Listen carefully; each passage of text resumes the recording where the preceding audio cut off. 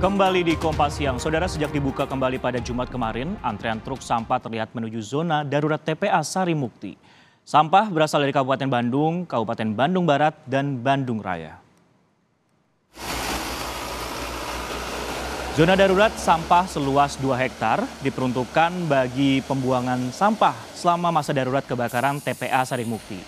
Meski demikian, kapasitasnya terbatas, saudara. Proyeksi batas penampungan di zona darurat TPA Sarimukti hingga 11 September mendatang sebesar 5.689 ton sampah.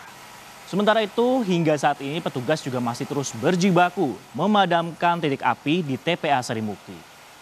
Hingga Sabtu kemarin, pihak pengelola mengklaim titik api tersisa 30% lagi. Sementara fokus pemadaman masih di zona 3 dan juga 4.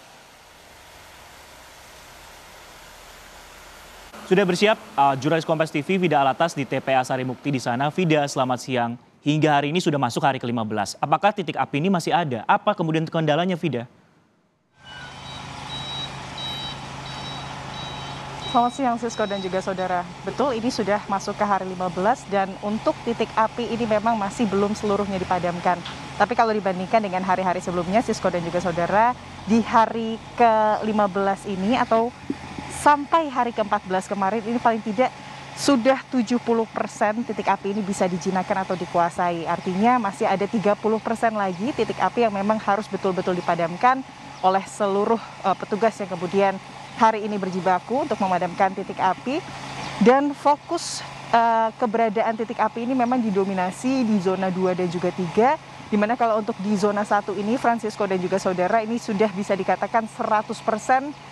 Kemudian titik api ini sudah padam, dan kalau untuk di zona 4 ini sekitar 50%-an di titik api di zona 4 ini sudah padam. Dan itu bisa terlihat dari bagaimana kemudian di zona 1 ini alat-alat berat ini sudah mulai bisa kemudian beroperasi untuk kemudian melakukan isolasi zona 1. Untuk memastikan agar kemudian api dari zona-zona lain ini tidak kembali menyambar ke zona 1.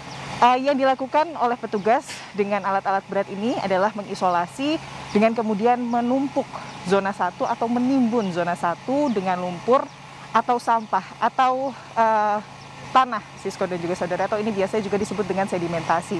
Untuk memastikan kemudian kalaupun masih ada hawa-hawa panas atau bara-bara api di kemudian dalam zona 1, ini kemudian juga tidak menyebar ke zona-zona lain.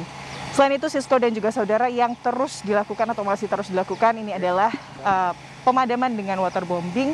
Ini kemudian yang memang menjadi salah satu cara pemadaman atau metode pemadaman yang memang paling diandalkan. Ini adalah dengan kemudian mengerahkan helikopter dari BPBD yang membawa air, di mana sekali penyiraman ini dilakukan, ini bisa kemudian menyiramkan sekitar 4 ton air atau 4.000 liter air ke permukaan sampah atau titik api yang kemudian terbakar.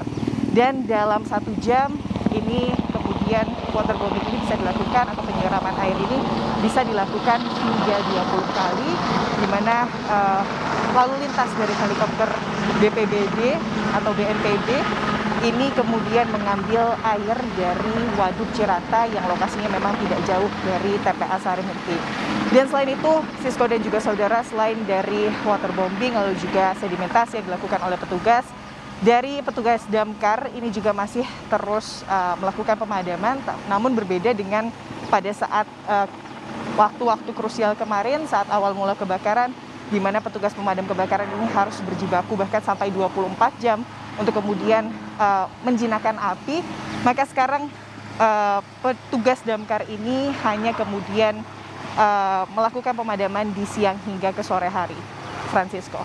Ya, proses pemadaman masih terus dilakukan. Bahkan kami juga mendengar dari studio ini masih ada kemudian helikopter BPBD yang melakukan waterbombing di sana. Terima kasih Vida Alatas, tetap kenakan masker saat meliput di sana. Selamat siang.